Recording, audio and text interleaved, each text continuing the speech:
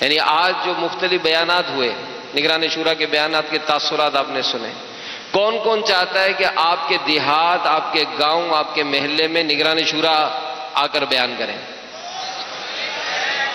کون کون چاہتا ہے کہ امیر اہل سنت کا بیان ہو بھائی ہمارے محلے میں، ہمارے گاؤں میں امیر اہل سنت کا بیان ہو؟ بہترین حل ہے، میموری کارڈ لے لیں، میموری کارڈ لیں، رکھیں اس کو۔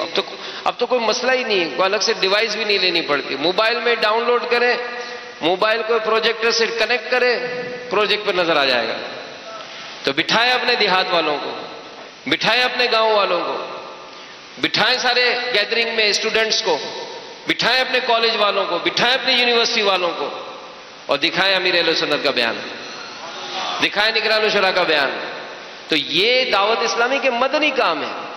اگر ہم واقعی ہیں، بہت کچھ ہے کہ بھائی یوں بھی ہے، یوں بھی ہے، یوں بھی سب کرنا چاہتے ہیں، تو بھائی آئیں نا، ہمت کریں نا، اپنے نام بھی دین کے خدمت گاروں میں لگائیں۔ امیر اہل سنت الحمدللہ رب دعائیں کرتے ہیں العالمین، ان اسلامی بھائیوں کے لیے کہ جو والصلاة والسلام علی سید المرسلین، اما بعد فاعوذ باللہ من الشیطان الرجیم، بسم اللہ الرحمن الرحیم، الصلاة والسلام علیک یا رسول اللہ وعلی آلک واصحابک یا حبیب اللہ، الصلاة والسلام علیک یا نبی اللہ،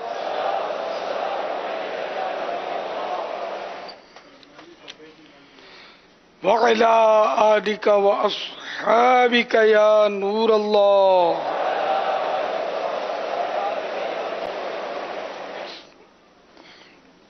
فرمان مصطفیٰ صلی اللہ تعالی علیہ وآلہ وسلم، جس نے مجھ پر روز جمعہ 200 بار درود پاک پڑھا، اس کے 200 سال کے گناہ معاف ہوں گے۔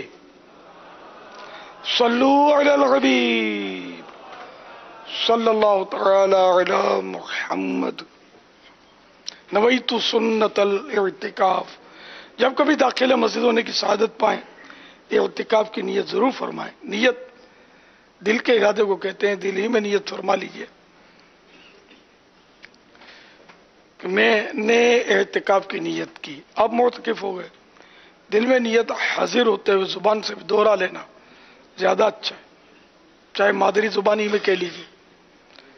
یاد رکھیے، مسجد میں کھانا پینا، سونا، سحری، افطار، آب زمزم شریف یا دم کیا ہوا پانی پینا، یہ سب اسی صورت میں جائز ہوتے ہیں جبکہ پہلے سے اعتکاف کی نیت کی ہوئی تھی۔ افطار مسجد میں سامنے آ گیا، اب اعتکاف کی نیت نہیں تھی تو نہیں کر سکتے، کھانا جائز نہیں ہے۔ یہ ہے کہ اللہ کی رضا کے لیے اعتکاف کی نیت کی جا سکتی ہے، کھانے کے لیے نہیں۔ ثواب کے لیے نیت کریں، پھر کچھ ذکر و درود کر لیں، مثلا 12 درود شریف پڑھ لیں، اب چاہیں تو افطار کر سکیں گے، کھا پی سکیں گے۔ صلو علی الحبیب صلی اللہ تعالی علی محمد۔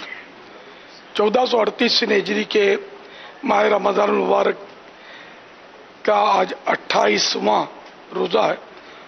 نماز عصر کے بعد عاشقان رمضان کثیر معتکفین عالمی مدنی مرکز فیضان مدینہ میں جمع ہیں۔ مدنی مذاکرے کا سلسلہ ہے۔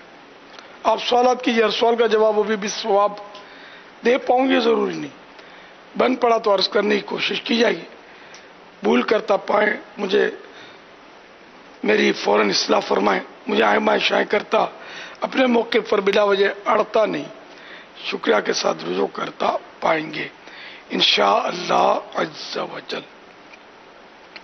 صلو علی الحبیب صلی اللہ تعالی علی محمد۔ امیر اہل سنت سے یہ پوچھنا ہے، رمضان کے بعد بھی ہم مدنی منع اور مدنی منیا روزے رکھ سکتے ہیں؟ بڑے تو شش عید کے روزے رکھتے ہیں، کیا ہم بھی شش عید کے روزے رکھ سکتے ہیں؟ سبحان اللہ. شش عید کے روزے جو ہیں یہ شوال المکرم میں، رمضان المبارک کے بعد جو مہینہ ہوتا ہے اس کا نام ہے شوال. شوال المکرم میں 6 روزے رکھے جاتے ہیں، اس کو شش عید کے روزے کہتے ہیں. یہ نفل ہیں، نہ رکھیں تو کوئی گناہ نہیں، مگر رکھنا بڑا ثواب ہے.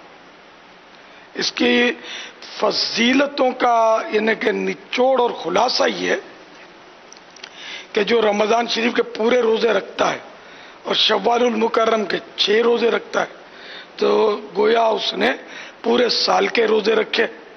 ایک دوسرا یہ کہ وہ گناہوں سے ایسا پاک ہو جاتا ہے جیسا کہ اس کی ماں نے ابھی اس کو جنا.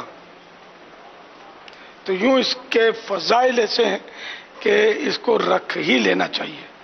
اچھا، یہ ضروری نہیں، عوام میں یہ مشہور ہے کہ عید کے دوسرے دن روزہ رکھنا ضروری ہے، تو ایسا نہیں ہے، بلکہ پورے مہینے میں جب چاہیں 6 روزے رکھ لیں.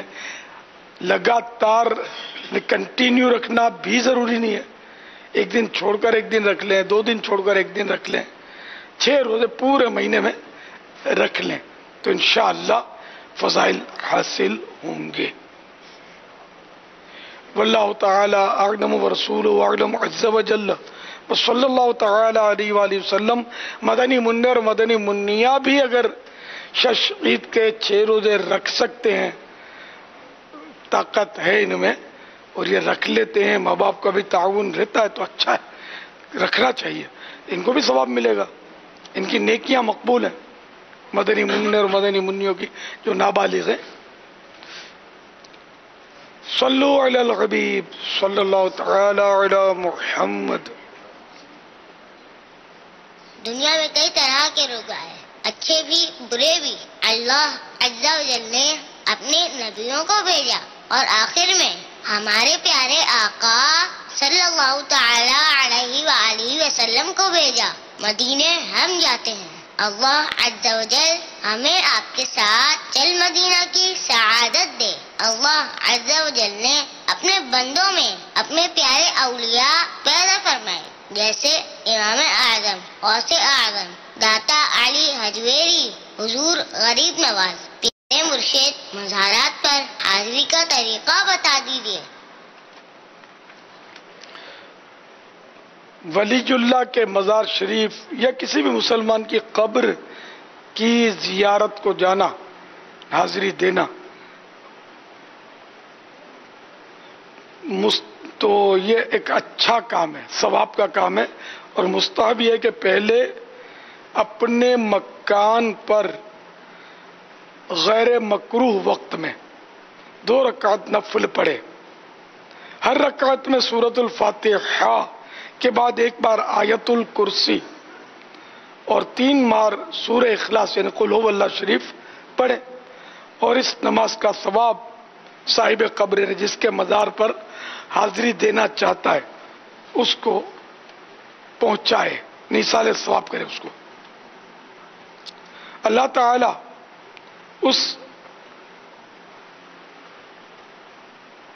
قبر والے پر جس پر ایصال ثواب کیا، اس فوت شدہ بندے کی قبر میں نور پیدا کرے گا اور اس ثواب پہنچانے والے شخص کو بہت زیادہ ثواب عطا فرمائے گا. زیارت قبر میت کے مواجہے میں یعنی چہرے کے سامنے، قبر میں جس طرف چہرہ ہونا اس طرف کھڑے ہو کر، یعنی کہ جب چہرے کی طرف منہ کریں گے تو چہرہ ہوتا ہے قبلے کی طرف، تو قبلے کو پیٹھ کر کے چہرے کی طرف منہ کر کے کھڑا ہونا ہے. پائنتی کی طرف یعنی پاؤں کی جانب سے جائے کہ اس کی نگاہ سامنے ہو. سرانے سے سر کی طرف سے آئے گا یا پیچھے سے آئے گا تو سر اٹھا کر یا مڑ کر میت کو دیکھنا پڑے گا. قبرستان میں اس طرح کھڑے ہوں کہ قبلے کی طرف پیٹھ اور قبر والوں کے چہروں کی طرف منہ ہو. اس کے بعد جب قبرستان گئے تو اس طرح کہیں السلام علیکم یا اہل القبور یغفر اللہ لنا ولکم انتم لنا سلف انتم لنا سلف ونحن بالاثر. ترجمہ: اے قبر والو، تم پر سلام ہو، اللہ عز و جل ہماری اور تمہاری مغفرت فرمائے، تم ہم سے پہلے آ گئے اور ہم تمہارے بعد آنے والے ہیں.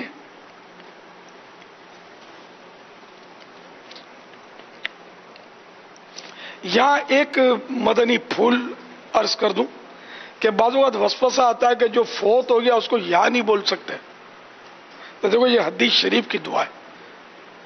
قبرستان میں اور عام طور پہ مسلمان بولتے ہی جا کے یا اہل القبور، اس میں یا اہل القبور ہے، یعنی اے قبر والو. یا مانے اے. تو پتہ چلا دنیا سے جو چلا گیا وہ اس کو اے کہہ کر یا کہہ کر پکار سکتے ہیں. اب یہ کہ جب عام قبر والوں کو پکار سکتے ہیں تو نبی اور ولی کو کیوں نہیں پکار سکتے؟ جب یا اہل القبور کہہ سکتے ہیں تو یا غوث الاعظم کیوں نہیں کہہ سکتے؟ جب یا اہل القبور کہہ سکتے ہیں تو یا خواجہ غریب نواز کیوں نہیں کہہ سکتے؟ جب یا اہل القبور کہہ سکتے ہیں تو یا رسول اللہ کا مسئلہ تو ویسے ہی حل ہے صلی اللہ تعالی علیہ وسلم. تو شیطان کے وسوسوں کی طرف نہ جائیں. جو وسوسے ڈالے نا اسے بات بھی نہیں کرے اس ٹاپک پر کہ ہم جو کرتے ہیں وہ صحیح ہے الحمدللہ. عاشقان رسول علماء جو کہتے ہیں وہی صحیح ہے. یا رسول اللہ کہنے والے علماء جو فرماتے ہیں وہ ہماری سمجھ میں آتا ہے. بحث نہ کریں. بحث کریں گے تو شیطان مزید آپ کو وسوسے ڈال سکتا ہے. ہر ایک کے پاس اتنا علم نہیں ہوتا. تو جب قبر والوں کو یا کہہ سکتے ہیں. اچھا پھر یہ کہ کتنے فاصلے سے کہیں؟ مدینہ شریف تو دور ہے، بغداد بھی دور ہے، تو فاصلے کی کیا قید؟ تو یہ کون سی حدیث میں فاصلے کی قید ہے کہ قبرستان بھائی اتنی قبریں ہوں تو یا کہہ سکتے ہیں اور اتنی ہوں تو نہیں کہہ سکتے؟ یہ کہاں ہے؟ قبرستان تو بڑا ہوتا ہے اور بعض قبرستان تو میلوں میل پھیلے ہوتے ہیں. یہ باب المدینہ کا قبرستان میوا شاہ کتنے میل پر پھیلا ہوا ہے. تو وہاں مطلب یعنی کہ سلام جب کریں گے تو میلوں تک آپ کی آواز. پھر سچی بات یہ کہ اگر ظاہری اسباب دیکھیں نا تو ایک قبر میں بھی آواز نہیں جا سکتی. قبر میں منو مٹی ہوتی ہے، سیلیں ہوتی ہیں، بالکل فل ساؤنڈ پروف قبر ہوتی ہے. یقین نہ تو وہ بند ہو کر آزما لے، میری بات غلط ہو تو، لیکن یقیناً کوئی بھی آزمانے کے لیے ہمت نہیں کرے گا. ایسی ساؤنڈ پروف ہوتی ہے قبر. تو ایک قبر کو بھی یا کہنا یا اہل القبر کہ وہ آواز پہنچنا، تو پھر یہ میلوں تک پہنچنا، تو یہ اللہ پہنچاتا ان تک آواز.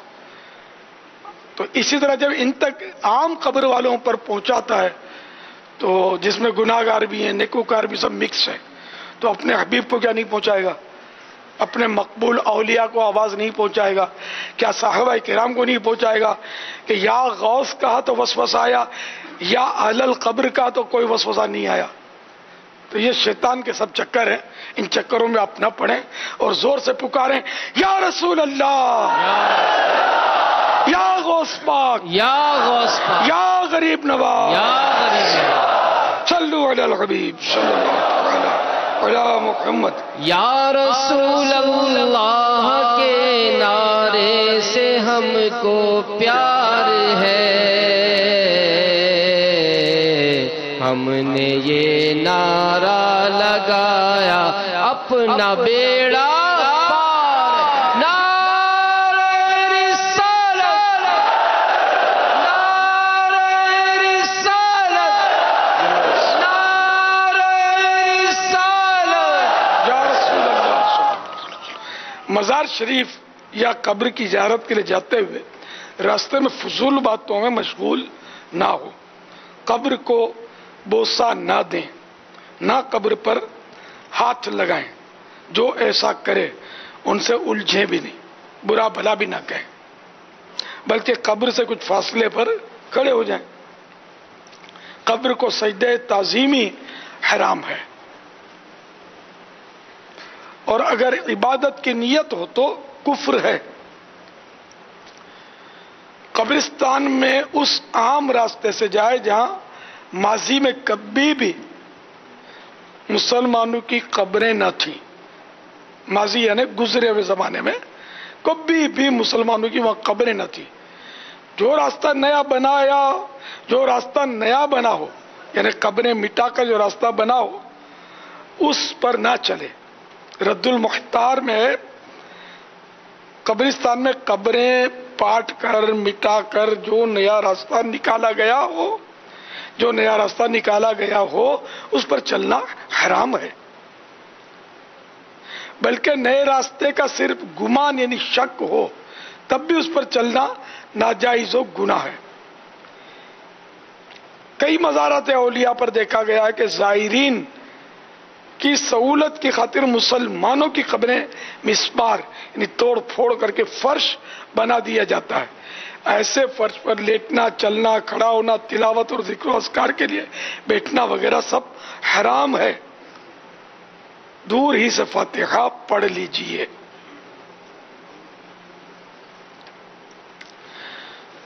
قبر کے اوپر اگربتی نہ جلائی جائے، اس میں سوء ادب یعنی بے ادبی اور بد فعلی ہے۔ ہاں اگر حاضرین کو خوشبو پہنچانے کے لیے لگانا چاہیں تو قبر کے پاس خالی جگہ ہو وہاں لگائیں، کہ خوشبو پہنچانا محبوب یعنی پسندیدہ ہے۔ اعلیٰ حضرت رحمت اللہ تعالی علیہ فرماتے ہیں صحیح مسلم شریف میں حضرت عمرو بن عاص رضی اللہ تعالیٰ عنہ سے مروی، انہوں نے دم مرگ یعنی بوقت وفات اپنے فرزند یعنی بیٹے سے فرمایا، جب میں فوت ہو جاؤں تو میرے ساتھ نہ کوئی نوحہ کرنے والی جائے نہ آگ جائے۔ قبر پر چراغ یا موم بتی وغیرہ نہ رکھے، یہ حدیث سے کے علاوہ ہے، قبر پر چراغ یا موم بتی وغیرہ نہ رکھے کہ یہ آگ ہے، اور قبر پر آگ رکھنے سے میت کو اذیت ہوتی ہے۔ ہاں رات میں راہ چلنے والوں کے لیے روشنی مقصود ہو تو قبر کی ایک جانب خالی زمین پر موم بتی یا چراغ رکھ سکتے ہیں۔ صلو علی الحبیب صلی اللہ تعالی علی محمد۔ السلام علیکم ورحمۃ اللہ وبرکاتہ۔ وعلیکم السلام ورحمۃ اللہ وبرکاتہ۔ آج 28 رمضان المبارک ہے، اور 28 رمضان المبارک حضرت مفتی خلیل خان برکاتی رحمت اللہ تعالی علیہ کا یوم عرس ہے۔ کیا آپ نے ان سے باقاعدہ کتابیں پڑھی ہیں؟ کچھ مدنی پھول عنایت فرمائیں، جزاک اللہ خیرہ۔ مفتی خلیل خان برکاتی رحمت اللہ تعالی علیہ خلیل ملت بھی کہتے ہیں ان کو، خلیل العلماء کے لقب سے بھی ملقب ہیں۔ ان کے فتاوی بھی مدون کیے گئے، فتاوی خلیلیہ جو کئی جلدوں پر فتاوی خلیلیہ 3 جلدوں پر مشتمل ہیں۔ ہماری نماز، چادر اور چار دیواری، یہ سورہ نور کی اس میں تفسیر بیان کی گئی ہے۔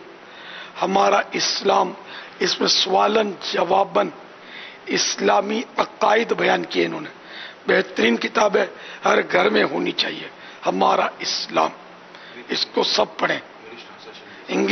اس کا انگلش میں ٹرانسلیشن بھی ہوا ہے، نئے جو مسلمان ہوتے ہیں ان کے لیے بھی مفید ہے۔ تو یہ ہر گھر میں ہو تاکہ آپ کو اپنے عقائد پتہ چلے، اللہ کے بارے میں کیا عقیدہ ہو، رسول کے بارے میں کیا عقیدہ ہو، فرشتوں کے بارے میں کیا عقیدہ ہو۔ تو یہ سوالن جوابن انہوں نے بہت پیاری کتاب لکھی ہے۔ اس کے علاوہ اور بھی کتب انہوں نے تصنیف فرمائی، پھر عالم بھی تھے، مفتی بھی تھے، اور पढ़ाते भी थे। इन्होंने अपना मदरसा भी बनाया, दारुल उलूम अहसनुल बरक़ात, ये लतीफ़ाबाद जमजम नगर हैदराबाद के अंदर है, हैदराबाद पक्का किला के पास जमजम नगर। ये बड़े अच्छे और मतलब अच्छे आलिम थे। मैं इनसे बहुत अकीदत रखता हूँ और हम इनकी किताबें पढ़ते थे, इनसे मोहब्बत करते थे। कभी मुरासलत भी मेरी हुई, खत्तो किताबत इक्का दुक्का।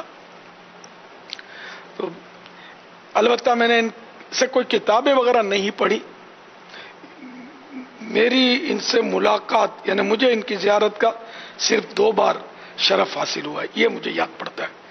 एक बार तो मैं जिन दिनों नूर मस्जिद में इमामत करता था, तो ये कहीं आए होंगे, तो जोहर की नमाज इन्होंने नूर मस्जिद में अदा फरमाई होगी। नमाज के बाद ये खुद ही मुझसे इन्होंने मुलाकात फरमाई और गालिबन तारुफ हुआ। फिर हम मिल के बैठे थे, मैं इनकी खिदमत में बैठा था, कुछ सवालात भी मेरी आदत थी मसाइल या कुछ पूछता उलमा से, तो यूं कुछ गुफ्तगू हुई थी। एक तो ये वाकया हुआ। एक वाकया हम दावत इस्लामी से पहले की बातें ये, एक वाकया ये हुआ था कि हम आला हज़रत रहमतुल्लाह तआला अलैह का उर्स करते थे, जलसा करते थे। एक अंजुमन बनाई हुई थी, मरकज़ी अंजुमन इशाअतुल इस्लाम, दावत इस्लामी से पहले। तो उस जलसे में हजरत तशरीफ लाए थे और बयान फरमाया था। आला हज़रत के शहदाई थे, पक्के आशिक और पक्के थे बरकाती। और बरकाती होना ये बहुत अच्छी बात है कि इस आला हज़रत रहमतुल्लाह तआला अलैह का पीर खाना। तो हम लोग कादरी रज़वी भी हैं, बरकाती भी हैं। मैं भी बरकाती हूँ, जो अत्तारी हैं वो भी इन मानोकर बरकाती भी हैं, क्योंकि आला हज़रत का पीर खाना बरकाती है। मारेरा मुताहरा से ये मंसूब थे, वहाँ की खिलाफत इजाज़त, और मतलब बहुत ही अच्छे आलिम थे, बाअमल आलिम थे और सुलझी हुई शख्सियत के मालिक थे। अल्हम्दुलिल्लाह, अल्लाह ताला इनको गरीक रहमत फरमाए। इनका मज़ार शरीफ जो है, ये हज़रत सैयदना शाह सखी सुल्तान अब्दुल वहाब जीलानी कुद्दस सिर्रो नूरानी, ये भी पक्का कला में ही है मज़ार, जमजम नगर हैदराबाद पक्का कला, वहाँ इनका मज़ार शरीफ है। 12 मैंने वहाँ हाजिरी दी है। रहमतुल्लाह तआला अलैह, अल्लाह ताला इन पर रहमत फरमाए और इनके सदके हमारी बेहिसाब मग़फ़िरत करे। बहरहाल मैं इनका वो जो प्रॉपर शागिर्द जिसको बोलते हैं ना, कि इनसे किताबें पढ़ी हो, कोई तालीम हासिल की हो, तो ऐसा कुछ भी नहीं है। काश में इनका शागिर्द होता, लेकिन मैं इसके लायक ही नहीं था जो मैं इनका शागिर्द बनता। वल्लाहु तआला अअलम व रसूलुहु अअलम अज़्ज़ा व जल्ला व सल्लल्लाहु तआला अलैहि व आलिहि वसल्लम। सल्लु अलल हबीब सल्लल्लाहु तआला अला मुहम्मद। कुर्बानी, हज की कुर्बानी क्या अपने मुल्क ही में कर सकते हैं? हज की कुर्बानी जो तमत्तो और क़िरान वाले करते हैं, हज की कुर्बानी, हज के शुक्रानी कुर्बानी, ये उसके लिए हरम की हुदूद शर्त है। हरम के बाहर करेगा तो दम होगा, तो इसलिए वो हुदूद हरम में की जाएगी। आजकल मीना में सुन्नत है, लेकिन हुदूद हरम में कहीं भी करे तो हो जाएगी। तो मीना की सुन्नत तो अब अदा नहीं हो पाती। जो स्लोटर हाउस वहाँ बना हुआ है वो मुज़दलिफ़ा में है, लेकिन वो दम वगैरह वाजिब नहीं होता, इससे वहाँ कुर्बानी हो जाएगी, सही हो जाएगी। वल्लाहु तआला अअलम व रसूलुहु अअलम अज़्ज़ा व जल्ला व सल्लल्लाहु तआला अलैहि व आलिहि वसल्लम। सल्लु अलल हबीब सल्लल्लाहु तआला अलैहि मुहम्मद। आजकल मसाजिद में कुर्सियों पर नमाज बकसरत देखी जाती है। तकरीबन मसाजिद में ऐसा लगता है कि कुर्सियों पर नमाज अब लोग पढ़ रहे हैं। तो इसके मुतालिक कुछ चंद मदनी फूल अता फरमाए कि जो कुर्सी पर नमाज पढ़ते हैं, इन्हें चंद एहतियातें इरशाद फरमा दे कि क्या क्या करनी चाहिए। कुर्सी पर नमाज के अहकाम, ये रिसाला मकतबतुल मदीना ने शाया किया है और बड़ा इल्मी रिसाला है। इसको ज़रूर حاصل کرنا چاہیے. جو کرسی پر پڑھتے ہیں وہ بھی اس کو پڑھیں، اس رسالے کو. جو کرسی پر نماز نہیں پڑھتے وہ بھی پڑھیں. کہ کبھی ایسا تھکن ہو، آپ بولو یار یہ کرسی رکھی ہوئی ہے نرم نرم، چلو یار بیٹھ جاتے ہیں، مجبوری ہے، تھک گیا ہوں. تو یہ اس طرح وہ تھکن اور مجبوریاں یہ اپنی خود ساختہ جو چھوٹی چھوٹی مجبوریاں ہوتی ہیں، تو اس میں کرسی پر نماز جائز نہیں ہوتی. فرض نماز، وتر، اور فرض، وتر، سنت فجر اور ہر واجب نماز، ان کے لیے قیام شرط ہے. اور کرسی پہ نماز پڑھیں گے تو قیام کی شرط فوت ہو جائے گی. تو اس لیے ایسی نمازیں جن کا نام لیا وہ ہوں گی ہی نہیں اگر بلا عذر شرعی. اور جس کو شریعت نے عذر قرار دیا، مجبوری قرار دی، وہ ہے تھوڑا ٹف ہے. عام حالات میں یہ جو عذر بولتے ہیں نا، یہ عذر ہوتا نہیں ہے. یہ کرسیوں میں بیٹھ بیٹھ کے نمازیں پڑھ کر ٹائم پاس کر رہے ہوتے ہیں. ایک تعداد شاید ہو ایسی. مزید آپ، میں نے عرض تو صحیح کیا، لیکن ایسا عذر اب اس وقت ویسے ہی شام کا وقت ہے، رسالہ سامنے ہو نا، تو پھر یہ رسالہ اس میں بہت مدنی پھول ہے. مطلب یہ کس کو کافی سمجھے جو میں نے کہا کہ یہ باتیں بیٹھ جاتے ہیں نا کرسیوں پر، وہ نہ بیٹھا کریں. اس کا بہتر باپا ایک میں مدنی پھول عرض کروں کہ جو بھی کرسی پر نماز پڑھنے کے لیے سمجھتے ہیں کہ مجھے کرسی پر نماز پڑھنی چاہیے، اسے چاہیے کہ پہلے اس کو یہ رسالہ پڑھنا چاہیے، اس کے بعد کرسی پر ہاتھ رکھے. کہ ایسا نہ ہو کہ وہ کرسی پر نماز اس طرح پڑھ رہا ہو کہ اس کو نماز کرسی پر پڑھنے کی شرعاً اجازت ہی نہ ہو، اور پھر اس کی نمازوں کا مسائل نہ ہو جائے. تو تمام کرسی پر نماز پڑھنے والے جو بھی اسلامی بھائی ہوتے ہیں، بلکہ گھروں میں تو اب اسلامی بہنیں بھی کرسیوں پر نماز دیکھا دیکھی پتہ چلا ہے کہ ٹھیک ٹھاک شروع ہو گیا ہے. تو یہ رسالہ اب کوشش کریں کہ یہ رسالہ پڑھ لیں، اور اس رسالے میں کوئی بات سمجھ میں نہ آئے تو علماء سے پوچھ لیں کہ اس کے بارے میں کچھ مدنی پھول ارشاد فرمائیے. صلو علی الحبیب صلی اللہ تعالی علی محمد. یہ فیس بک پر سوال آیا ہے، اگر کسی نے سجدہ سہو کے بعد پھر دوبارہ سجدہ سہو کیا تو کیا حکم ہے؟ بات تو ہوئی تھی اپنی.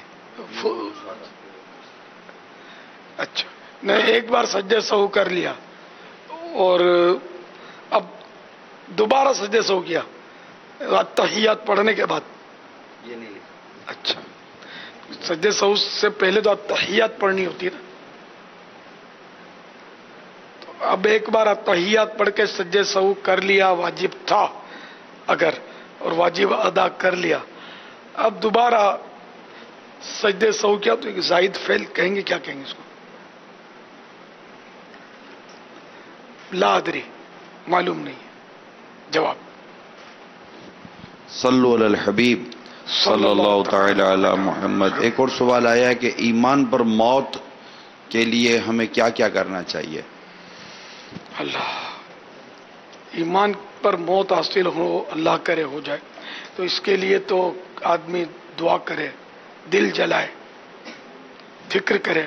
اب آپ کے پاس 10-20 روپے ہوں گے تو آپ کسی عام جیب میں ہو سکتا ہے رکھ دیں گے.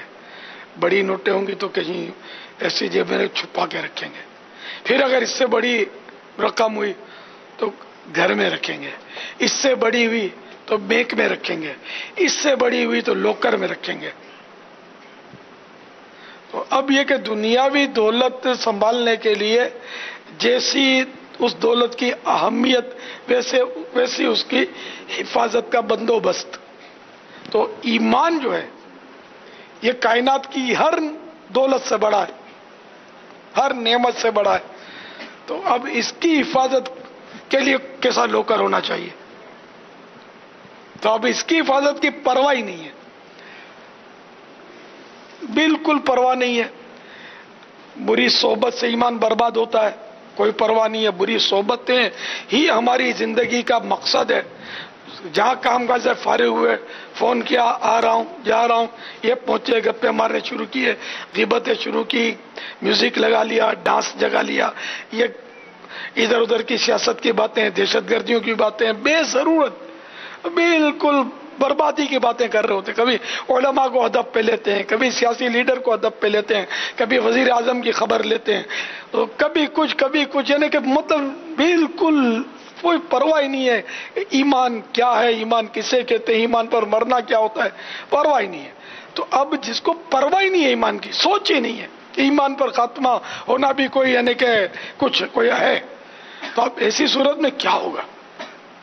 ہم اگر پیسوں کی پرواہ نہیں کریں گے اور یوں لے کر نوٹوں کی گڈی آپ جا رہے ہوں گے, تو جو لٹیرا نہیں ہوگا نا, اس کا بھی من ہو جائے گا کہ ارے 1000 کی گڈی ہے, تو یوں ہاتھ مارے گا اور ریس ہو جائے گا, بھاگ جائے گا. تو جب یہ 1000 کی گڈی ہے تو بالکل کچھ بھی اس کی ویلیو نہیں ہے. یہ ٹھیکرا ہاں, مرنے کے بعد یہ اس کی کیا ویلیو ہے؟ سونے کی اینٹ بھی ہاتھ میں تو کوئی ویلیو نہیں ہے, ایمان کی ویلیو ہے. اصل قیمتی شے تو ایمان ہے جس کی حفاظت سب سے زیادہ ضروری ہے.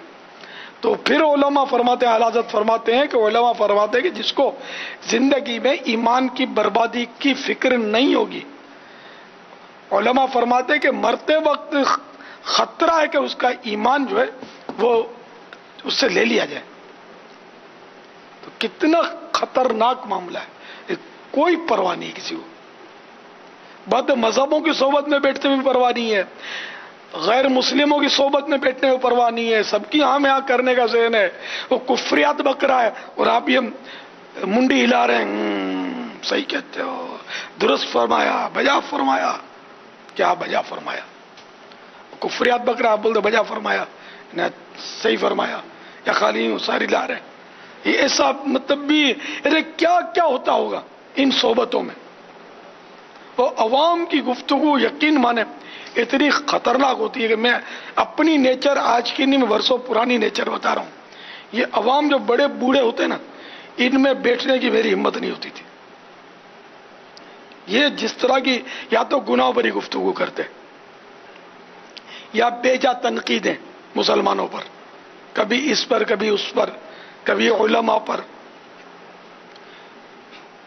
ایک کو جانتا ہوں بوڑھے کو, وہ ایسا مجھے ٹکرتا تھا, وہ دیکھ کر وہ کھڑا ہو جاتا تھا, بول نہیں پاتا تھا برابر, لیکن بیچارہ اب تو زندہ ہو اس کا کوئی تصور مجھے تو نہیں ہو رہا. اب بولنا شروع کر دیتا, یہ عالم سارے ظالم ہوتے ہیں, نعوذ باللہ, اور کیا کیا بولتا تھا. میں ایسا بور ہوتا تھا کہ میں کروں کیا یار. یہ بھی دعوت اسلامی کے پہلے کی بات کر رہا ہوں, جب وہ ہم گاؤں گلی میں رہتے تھے, بہت یہ ان کے تصور بھی نہیں تھا پیدا ہونے کا. ہاں میں بہت پرانی بات کر رہا ہوں, اپنی بات کر رہا ہوں. تو یہ نہیں کہ میں, چونکہ مجھے علماء اہل سنت سے رغبت تھی, آنا جانا تھا, صحبت تھی, اور الحمدللہ سنیت کا شعور, بلکہ میں پکا سنی تھا اس وقت بھی اللہ کی رحمت سے, اعلیٰ حضرت کا ماننے والا تھا اللہ کی رحمت سے. تو مجھے یہ باتیں ایسا میں بور ہوتا تھا کہ میں جان کیسے چھڑاؤں. ہمت بھی نہیں ہوتی تھی کہ میں اس کی زبان کھینچ لوں کہ اب یار مرنے والا ہے, کیوں بک بک کرتا ہے, ایسا بولتا ہے عالم ظالم ہے. اچھا پھر یہ کہ ایک نہیں سارے عالم ظالم ہیں, معاذ اللہ. یعنی کتنی بری بات ہے. سب سے بڑا عالم کون ہے پتا ہے؟ حقیقت میں سب سے بڑا عالم اللہ, اللہ کی صفت ہے عالم, اور اللہ کی عطا سے مخلوق میں سب سے بڑے عالم میرے مصطفیٰ ہیں صلی اللہ تعالی علیہ وسلم. ہر نبی عالم, ہر ولی عالم. اب یہ نعوذ باللہ سارے عالم, معاذ اللہ. خیر اس کا یہ تصور نہیں ہوتا ہوگا, اس جاہل کو یہ پتہ بھی نہیں ہوتا ہوگا کہ اللہ کو بھی عالم بول سکتے ہیں اور رسول بھی عالم ہوتا ہے, کچھ پتہ ہی نہیں ہوگا. وہ بکواس کی عادت. تو یوں مطلب ہے بہت برا ماحول ہے. تو میں بڑے بوڑھوں کی مطلب یعنی کہ بیٹھک میں بہت کتراتا تھا. ان کی باتیں میری سمجھ میں آتی نہیں تھی, کیا یہ بیچارے بولتے ہوتے تھے. اس میں آپ کو بھی سمجھنے کا بہت کچھ ہے کہ یہ عوام ہے, عوام. شاید اسی وجہ سے کسی نے یہ وہ مقولہ بنایا ہوگا, محاورہ ہے, العوام کل انعام. عوام چوپایوں کی طرح ہوتی ہے, 4 پاؤں والے جانوروں کی طرح. یہ جنرل ہے, کسی فرد کو نہیں. عوام میں نیک بندے بھی ہوتے ہیں, صالحین بھی ہوتے ہیں, خوف خدا سے رونے والے بھی ہوتے ہیں, اچھے لوگ بھی ہوتے ہیں. اچھے برے مکس ہوتے ہیں، لیکن اکثریت جو ہے نا اس وقت ایسی ہے نہیں کہ ان کی صحبت میں بیٹھا جائے. اپنا ایمان بچا کر وہاں سے اٹھنا بڑا دشوار ہو جائے گا، اللہ نہ کرے. ایسی صحبت مل گئی تو یہ بہت بک بک کر رہے ہوتے ہیں اور ان کو سمجھانا بہت مشکل ہے. اور ایک مطلب مجھے یہ واقعہ نقش ہو گیا میرے ذہن میں. میں ایک مسجد کے امام صاحب کے ساتھ کھڑا تھا اور ایک بوڑھا 80 سال کا بوڑھا، اس کی عمر بھی مجھے پتا ہے، 80 سال کا بوڑھا تھا.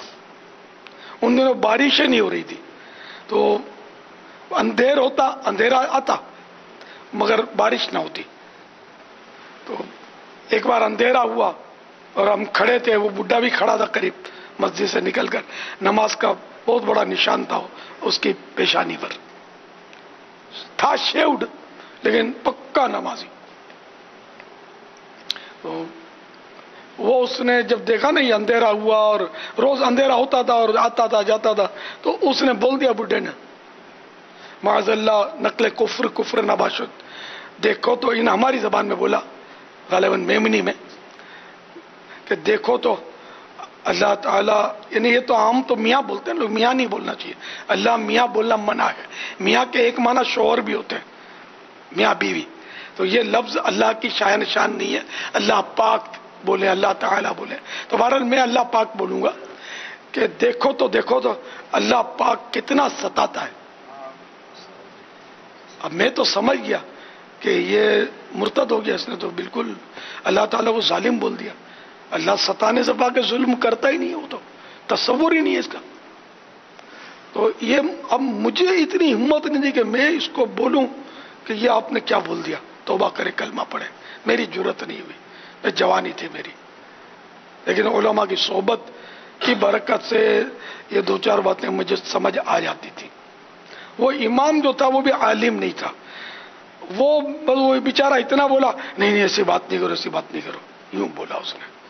بات آئی گئی ہوگی اور میں اس بڈھے کے خلاف ہو گیا. لیکن میں کس کو بولتا، میں بس اسے کترا گیا. میں اس کو افسوس، میں اس کو اصلاح نہیں کر پایا. اب تو اس کے تصور نہیں کہ وہ زندہ ہو. اللہ ایمان سلامت رکھے. ہو سکتا ہے کسی نے سمجھا دیا ہو، اسی امام نے بعد میں سمجھا کر توبہ کروا دی ہو، تو مجھے اس کا پتہ نہیں ہے. لیکن میرے سامنے تو وہ مرتد ہو گیا تھا. نماز کا بہت بڑا داغ تھا. تو پتا چلا کہ پیشانی پر نماز کا داغ ہونا یہ کوئی جنتی ہونے کی سند نہیں ہے، بھلے جس کے بھی ہو. میرے بھی ہے داغ، ٹھیک ہے، لیکن میں اللہ تعالیٰ سے ڈرتا ہوں. برے خاتمے سے میں الحمدللہ بہت ڈرتا ہوں، کہیں میرا ایمان نہ نکال لیا جائے. اور یہ ایمان کے خاتمے کی تمنا کرنا، اس کے لیے بے قرار ہونا، برے خاتمے کے خوف سے ڈرنا، یہ بھی عبادت ہے. اور یہ ہم سب کو کرنی چاہیے، اس پر سوچنا چاہیے کہ اگر ایمان پر خاتمہ نہیں ہوا تو میرا بنے گا کیا. امام ذہبی رحمۃ اللہ تعالی علیہ نے الکبائر میں لکھا ہے کہ اللہ تعالیٰ کی خفیہ تدبیر سے نہ ڈرنا یہ گناہ کبیرہ ہے. لکھا تو ہے جو میں نے پورا چیپٹر ہے اس کا. جی ہاں، اللہ تعالیٰ کی خفیہ تدبیر، یہ پورا موضوع ہے اس میں، الکبائر میں انہوں نے لکھا ہے. اللہ تعالیٰ کی خفیہ تدبیر کیا، اس کے معنی کیا، یہ بھی نہیں سمجھیں گے، عوام نہیں سمجھیں گے اس کو. خفیہ مانے پوشیدہ. اب پوشیدہ مانے کیا، چھپا ہوا. انہیں اللہ تعالیٰ کی خفیہ تدبیر، اس کو یوں سمجھیں کہ اللہ تعالیٰ نے میرے بارے میں کیا خفیہ تدبیر ہے اس کی، میرے بارے میں اس کے علم میں کیا ہے. اس کے علم میں ہونا یہ ہم کو مجبور نہیں کیا ہے، اس کے علم میں، اس کے علم میں ہمارا کیا حال ہے وہ ہم نہیں جانتے کہ ہمارا ایمان پر خاتمہ ہوگا یا نہیں ہوگا، ہمارے بارے میں کیا طے ہے، یہ ہمیں کچھ بھی نہیں معلوم. تو اللہ تعالیٰ کی خفیہ تدبیر جو ہے اس کو ہم نہیں جانتے. خفیہ تدبیر دونوں صورتوں میں ہوتی ہے. اچھے یعنی کہ ہمارے بارے میں بھلائی میں بھی ہے، اور وہی برا خاتمہ، عذاب، یا دنیاوی کوئی بڑی آزمائشیں تکلیفیں بھی آتی ہیں، جو بھی ہو، تو خفیہ تدبیر ایک جامع لفظ ہے. خفیہ تدبیر عربی میں آیت میں اس کے لیے لفظ مکر آیا ہے، لیکن اردو میں مکر بولنے میں وہی مطلب ہمارے یہاں مکر دوسرے معنی میں استعمال ہوتا ہے. وہ مکروا و مکر اللہ واللہ خیر الماکرین، کہ حضرت عیسیٰ علیہ السلام کے تعلق سے یہ کہ حضرت سیدنا عیسیٰ علیہ السلام کے ساتھ یہ انہوں نے مکر کیا. ان کی امت تھی جو نافرمان امت تھی، اس نے مکر کیا، یہ دھوکہ کیا. یہاں مراد تو انہوں نے دھوکہ دیا، ان کو دھوکہ کیا. وہ مکر اللہ، اور اللہ نے خفیہ تدبیر فرمائی ان کو ہلاک کرنے کی. جس نے مکر کیا اس کو یہ پتہ نہیں تھا کہ وہ سمجھا میں تو بس اب کامیاب ہوں، اللہ تعالیٰ نے اس کو ہلاک کر دیا. تو اللہ تعالیٰ نے اس کے ہلاک کی خفیہ تدبیر کی، کیونکہ مکر کے معنی میں جو دھوکہ ہے نا، یہ ذرا عیب کے معنی میں، اللہ تعالیٰ عیب سے پاک ہے. تو اللہ تعالیٰ نے خفیہ تدبیر فرمائی ان کے ہلاک کی. واللہ خیر الماکرین، اور اللہ تعالیٰ بہتر خفیہ تدبیر فرمانے والا ہے. واللہ تعالیٰ اعلم ورسولہ اعلم عز وجل وصلی اللہ تعالیٰ علیہ وآلہ وسلم.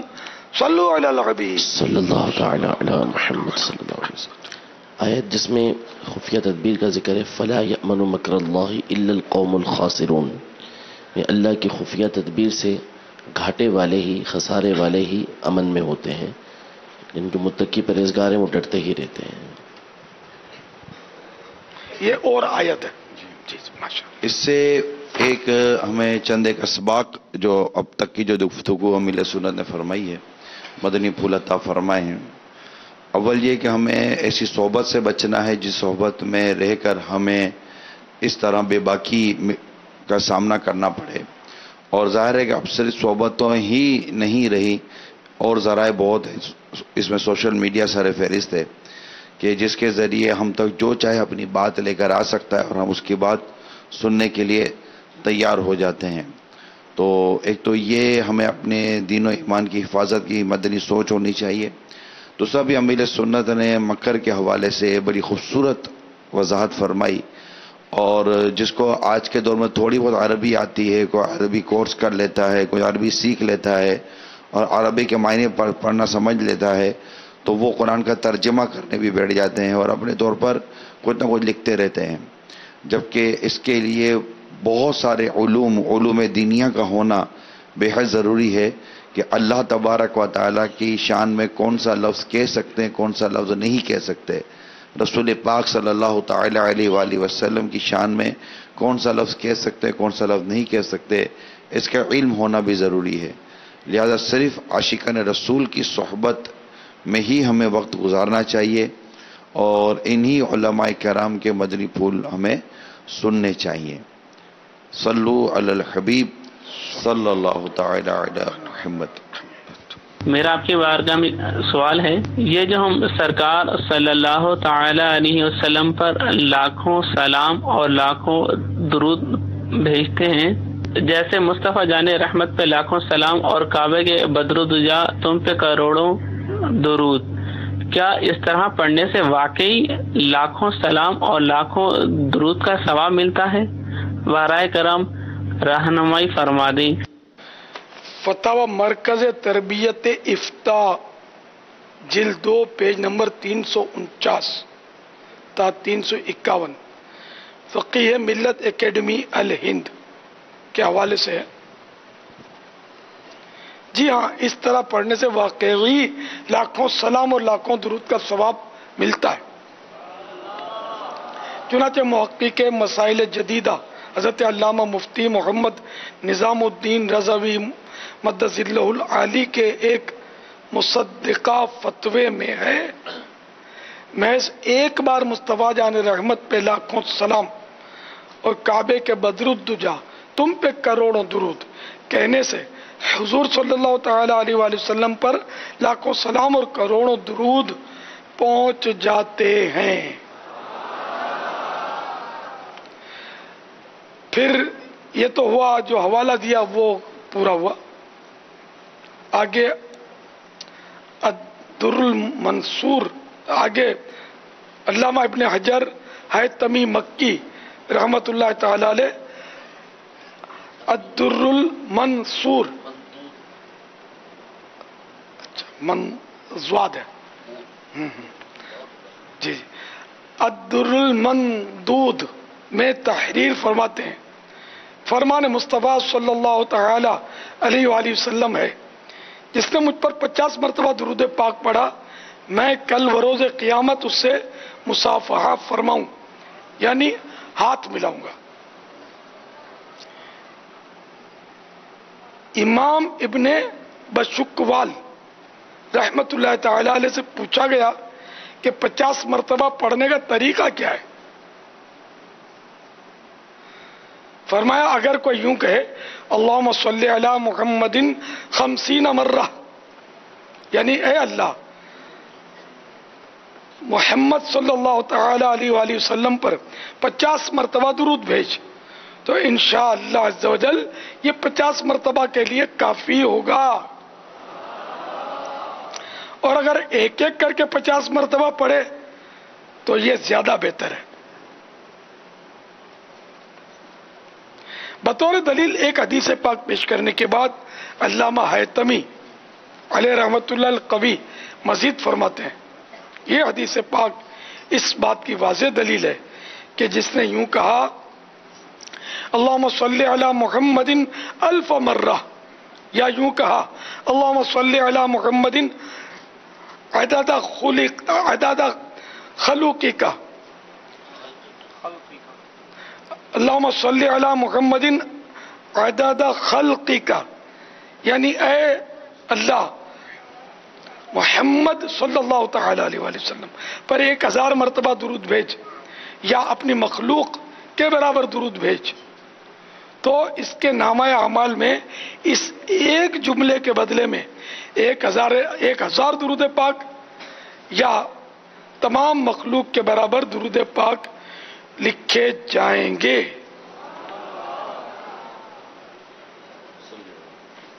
صلو علی الحبیب صلی اللہ تعالی علی محمد۔ میرا امیر اہل سنت سے یہ سوال ہے، بعض لوگ سجدے میں جا کر دعا مانگتے ہیں، کیا یہ درست ہے؟ فرمان مصطفیٰ صلی اللہ تعالی علیہ وآلہ وسلم، بندہ اپنے رب سے سب سے زیادہ قریب سجدے کی حالت میں ہوتا ہے تو اس میں دعائیں زیادہ مانگو۔ مفسر شہیر حکیم الامت مفتی احمد یار خان علیہ رحمت الحنان اس حدیث پاک کے تحت فرماتے ہیں یعنی رب عز و جل تو ہم سے ہر وقت قریب ہے، ہم اس سے دور رہتے ہیں، البتہ سجدے کی حالت میں ہمیں اس سے خصوصی قرب یعنی خصوصی نزدیکی حاصل ہوتی ہے، لہذا اس قرب یعنی نزدیکی اور قریب ہونے کو غنیمت سمجھ کر جو مانگ سکیں مانگ لیں۔ بعض لوگ سجدے میں گر کر دعائیں مانگتے ہیں، یعنی دعا کے لیے سجدہ کرتے ہیں، ان کا ماخذ یہ حدیث ہے، یعنی ان کا یہ اس حدیث کے مطابق عمل ہے۔ مرآت جلد 2 پیج نمبر 82 تا 83۔ واللہ تعالی اعلم ورسولہ اعلم عز و جل وصلی اللہ تعالی علیہ وآلہ وسلم۔ چاہے اس میں فرض نمازوں میں تو نہیں مانگنی دعائیں، نفلوں میں، نفل میں مانگنی ہے، نفل میں بھی، اور وہ بھی عربی میں، اور وہ بھی وہ کہ جس کا سوال بندوں سے نہ ہوتا ہو، اللہ تبارک اللہ تعالیٰ سے ہوتا ہو۔ نفل میں دعا مانگنی ہے، صرف فرضوں میں نہیں، اور دعا عربی میں مانگنی ہے اور اللہ سے مانگنی ہے، کہیں بھی اس میں بندوں سے سوال نہ کیا گیا ہو۔ نارملی ہمارے نماز میں اس طرح سجدے میں جا کر دعا کرنے کا اتنا رجحان نہیں ہوتا. جیسے کہ نارملی طور پر بیٹھے ہیں اور اب اللہ تعالیٰ کے حضور سجدہ کرتے ہیں, وہ یوں کرتے ہیں سجدہ, ہاں یوں بھی کر رہے ہیں, اور پہلے آسمان کی طرف ہوتی ہیں. اب یہ دعا کا ایک انداز ہے, اور اس میں بھی یہ ذہن میں ہوتا ہے کہ سجدے میں بندہ رب کے زیادہ قریب ہوتا ہے, تو وہ اس طرح سجدے کی اپنی کیفیت بناتے ہیں, ہاتھ آسمانوں کی طرف, ہتھیلی آسمان کی طرف رکھتے ہیں اور اللہ تعالیٰ سے دعا کرتے ہیں. تو یہ نماز میں نہیں ہوتے, نماز کے باہر ہوتے ہیں. تو ایسے میں کیا کرنا چاہیے؟ باہر شریعت میں سجدے بے سبب کا تذکرہ. جی اعلیٰ حضرت امام اہل سنت رضی اللہ تعالیٰ عنہ نے جو کیفیات لکھی ہیں کہ کس انداز میں دعا مانگنی ہے ان کے والد گرامی نے, تو اس میں یہ تیسری صورت لکھی ہے سجدے کی. تو اس میں یہ فرمایا کہ سجدہ کی دعا کی ہمیں اللہ تبارک و تعالیٰ نے توفیق دی ہے, تو اس کا شکر ادا کرنے کی نیت سے وہ اس کیفیت کو بنا لیں سجدے والی. اب اس میں وہ سجدہ ہوتا ہے, اگرچہ ہمارے یہاں ہاتھ یوں رکھ لیے جاتے ہیں, لیکن وہ سجدے میں تو ہاتھ اسی طرح ہوتے ہیں یوں. تو یہ اس نیت سے جا کے تو اسی حدیث کے مطابق فرمایا کہ ٹھیک ہے, یہ بھی ایک حیت ہے, ایک کیفیت ہے, ایک طریقہ کار ہے کہ اس میں بھی اگر کوئی دعا مانگے گا تو اچھا ہے. وہ ہتھیلیوں کا تذکرہ نہیں ہے نا, جی چتی یا بٹھی, جی چت یا پٹ. چت اس کو بولتے ہیں, پٹ اس کو بولتے ہیں. بندہ جیسے یوں چت لیٹتا ہے, چت عام طور پہ پتا ہوتا ہے, پٹ سنا ہوتا, لیکن پٹ کے معنی کہ الٹا, الٹا ہو گیا تو یہ پٹ ہو گیا, اور پھر سیدھا ہو گیا تو چت ہو گیا. واللہ تعالی اعلم ورسولہ اعلم عز وجل وصلی اللہ تعالی علیہ وآلہ وسلم. صلو علی الحبیب صلی اللہ تعالی علی محمد. میرا نام محمد آصف ہے اور میں باب المدینہ کراچی سے بات کر رہا ہوں, سبزی منڈی سے. حضرت مجھے یہ معلوم کرنا ہے کہ عورتوں کا بھی بیعت لینا ضروری ہے یا ان کا بھی مرید بننا ضروری ہوتا ہے؟ تو برائے مہربانی شرعی رہنمائی فرما دیجیے. میرا نام رئیس احمد ہے, میں موڑاسا گجرات ہند سے بول رہا ہوں. میرے گھر بچے کی ولادت ہوئی ہے جس کا نام محمد اور پکارنے کے لیے علی رضا رکھا گیا ہے. اسے میں چاہتا ہوں کہ امیر اہل سنت اپنا مرید بنا لے. اچھا, پہلا سوال تو یہ کہ عورت کے لیے کیا مرید ہونا ضروری ہے؟ تو ضروری تو مرد کے لیے بھی نہیں ہے, کوئی فرض یا واجب نہیں ہے. یعنی اگر کوئی کسی کا مرید نہیں بنتا تو گناہ گار نہیں ہوگا.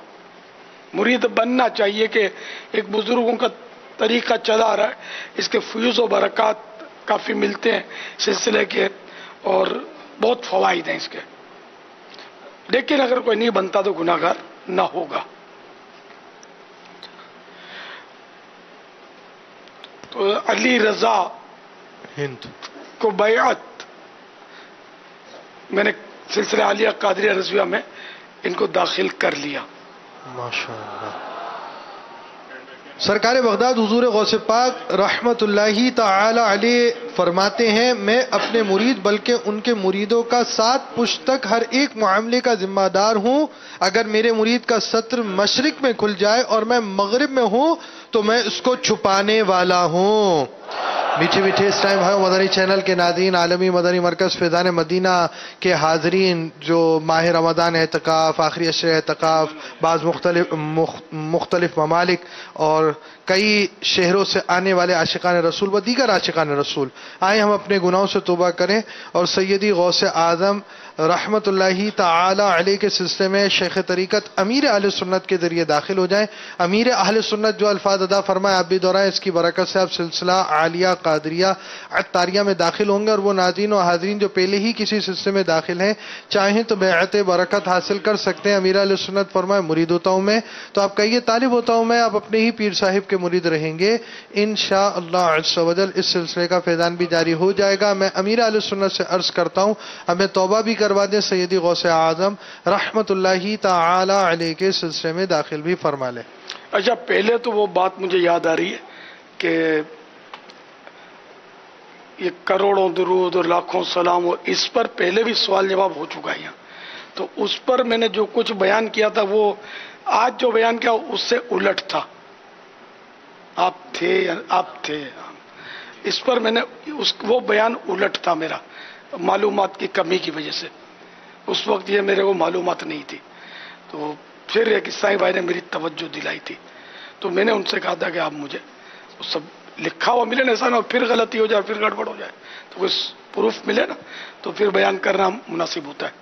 تو انہوں نے میری رہنمائی فرمائی، اللہ ان کو دونوں جہانوں کی برکتوں سے مالا مال فرمائے. تو میں اس سے رجوع کرتا ہوں، وہ غلط تھا، اب آج جو بیان ہوا وہ درست تھا. اب مہربانی کر کے مدنی چینل والے اس کو ڈھونڈیں. ہے رمضان شریف ہی کی بات ہے، رمضان میں ہی شاید ہوا ہے، اور شاید ہو سکتا ہے عصر میں ہی ہوا ہو. تو یہ ڈھونڈنا پڑے گا انشاءاللہ ڈھونڈ کے اس کو ڈیلیٹ کر دیجئے. اس کی جگہ یہ لے جائیے، یا لے جانے کی ضرورت نہیں ہے، اسی میں کنٹینیو چل جائے گا مدنی مذاکرے میں. وہ وہاں سے انشاءاللہ الرحمن ایڈٹ کر دیں گے تو یہ یہاں پر باقی رہے گا تو انشاءاللہ ہو جائے گی. جزاک اللہ خیر. انشاءاللہ الرحمن. صلو علی الحبیب صلی اللہ تعالی علی محمد.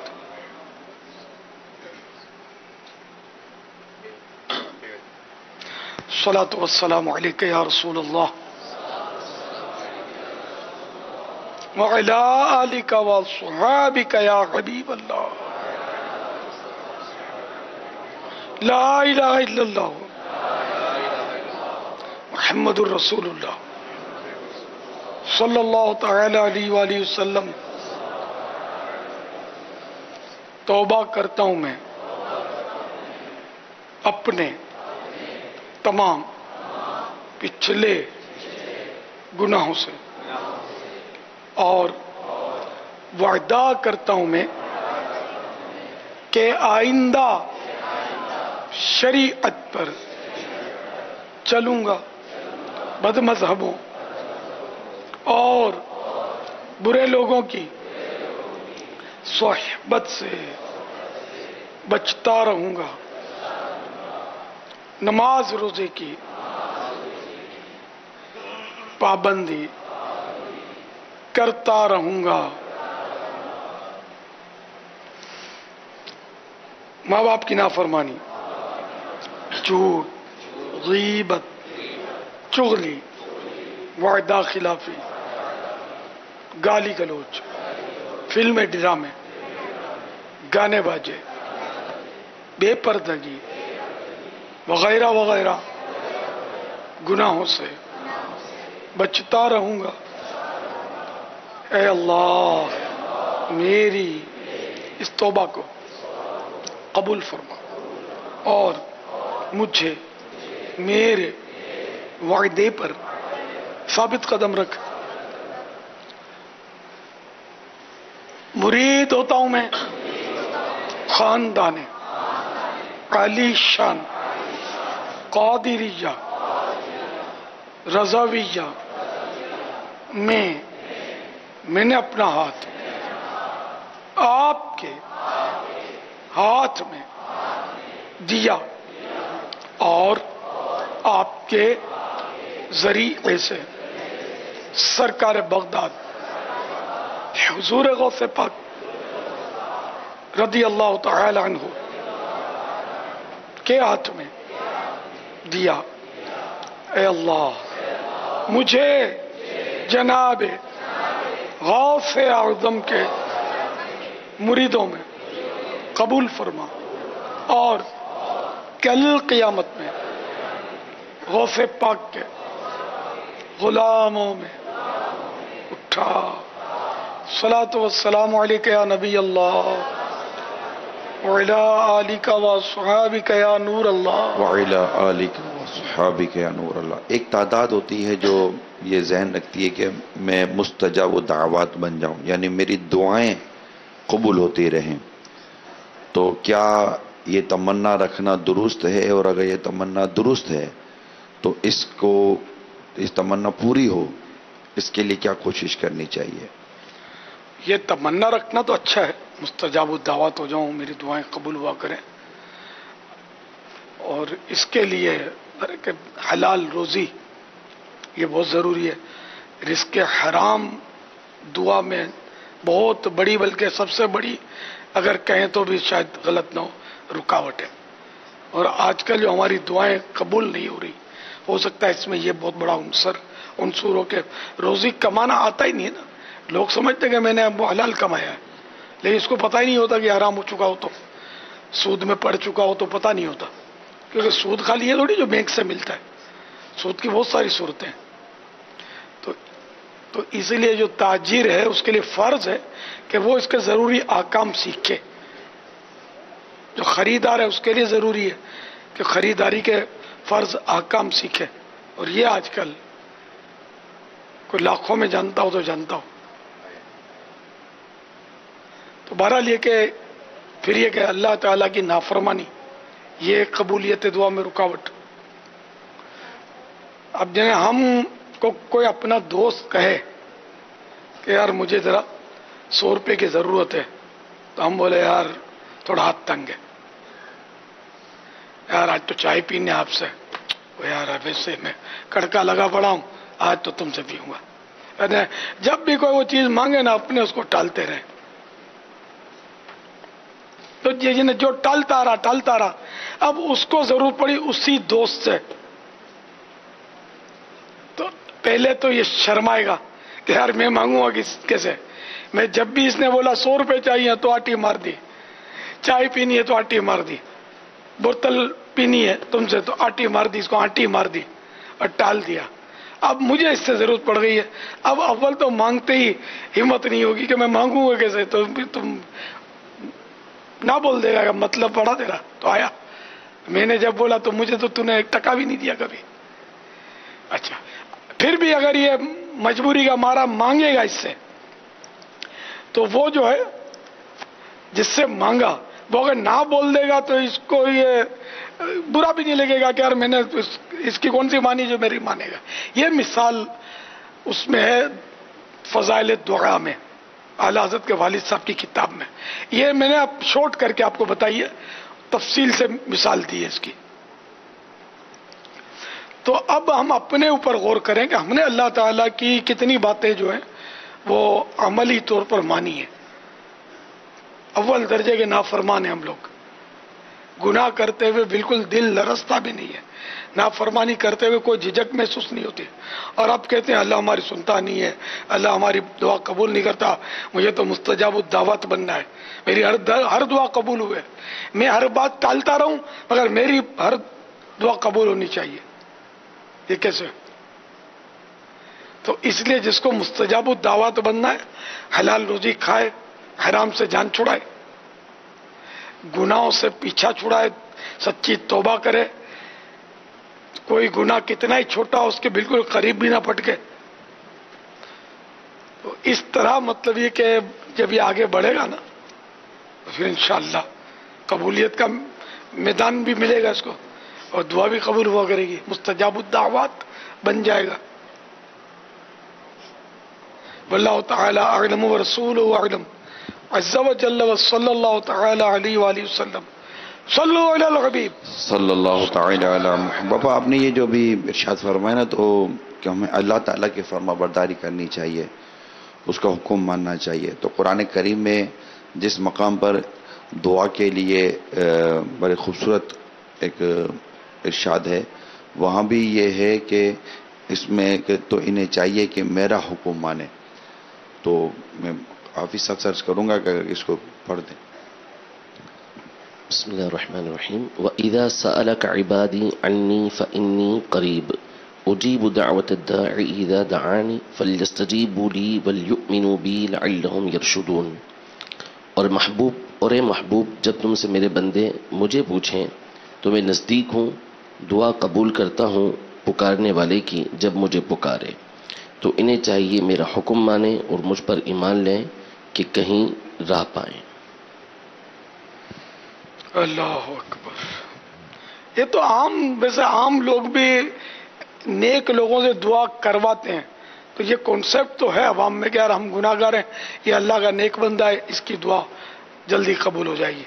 یہ تو عام تصور ہے. امام صاحب سے بولیں گے، علماء سے بولتے ہیں، مشائخ سے، خطیب صاحب سے، کوئی بھی نیک بندہ نمازی بندہ نظر آتا ہے تو لوگ بولتے میرا بچہ بھی ہمارا ذرا دعا کر دینا نا. یہ عام ہے، الحمدللہ اچھی بات ہے، بولنا چاہیے، کوئی حرج نہیں اس میں. اور خود بھی نیک بننا چاہیے. پھر بھی نیکوں سے دعا کروانی چاہیے. اپنے آپ کو نیک نہ سمجھنا چاہیے ورنہ بہت بڑی خرابی پیدا ہو جائے گی. اپنے آپ کو ہمیشہ ہمارے بزرگوں نے گناہگار ہی تصور کیا ہے اور کہا ہے ہم گناہگار ہیں، ہم گناہگار ہیں، ہم گناہگار ہیں. ایک بھی بندہ ایسا نہیں ملے گا جو کہے گا کہ بہت نیک آدمی ہوں. بزرگوں میں تو ہم نے تو کہیں نہیں پڑھا کہ میں بہت نیک آدمی ہوں. صلو علی الحبیب صلی اللہ تعالی علی محمد. قرآن داسی کے نام سفر مدینہ کے لیے یہ جن کا نام پکارا جائے وہ مدنی تربیت گاہ پر پہنچ جائیں. راشد علی ولد عالمگیر، راشد علی ولد عالمگیر، راشد علی ولد عالمگیر. ندیم ولد محمد سدھنوتی کشمیر. ندیم ولد محمد سدھنوتی کشمیر. ندیم ولد محمد سدھنوتی کشمیر. آصف علی ولد محمد اشرف نواب شاہ. آصف علی ولد محمد اشرف نواب شاہ. آصف علی ولد محمد اشرف نواب شاہ. محمد حسین ولد ابو الحسن باب المدینہ کراچی. محمد حسین ولد ابو الحسن باب المدینہ. محمد حسین ولد ابو الحسن باب المدینہ. صلو علی الحبیب. آج 28ویں روزے کا بھی اب ٹائم پورا ہونے لگا ہے. آنے والی رات 29ویں شب ہے. یہ فیضان رمضان میں لیلۃ القدر کا جو باب ہے اس میں حضرت سیدنا شیخ ابو الحسن شاذلی علیہ رحمت اللہ الولی جو کہ شاذلیہ سلسلے کے پیشوا ہیں، قادری ہوتے ہیں، قادریہ شاذلیہ، جیسے ہم لوگ ہیں قادریہ رضویہ. تو یہ بہت بڑے ولی اللہ ہوئے ہیں، وہ صدیوں پرانے بزرگ ہیں. عرب دنیا میں ان کے مرید کافی ہوتے ہیں، شاذلی، قادری شاذلی.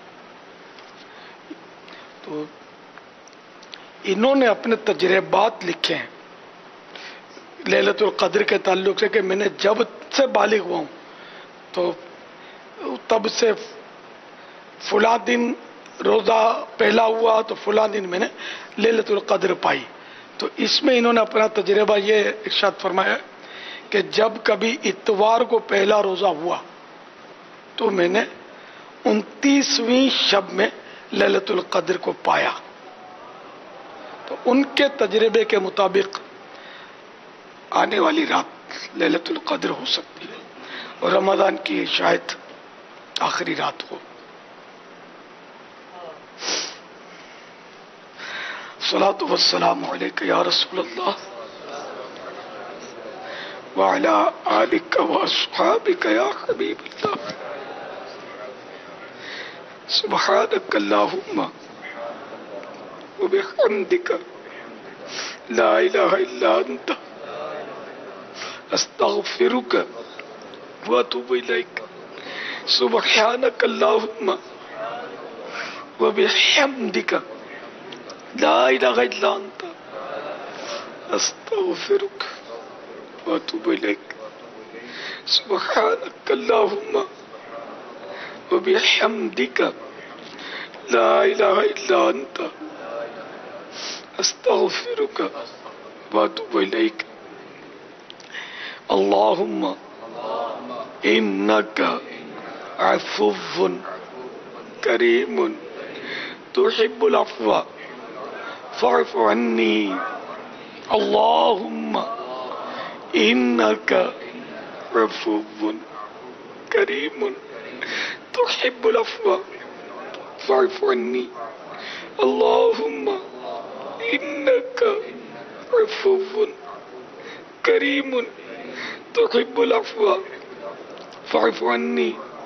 اللہم اجرنی من النار. اللہم اجرنی من النار. اللہم اجرنی من النار. صلو علی الحبیب صلی اللہ تعالی علیہ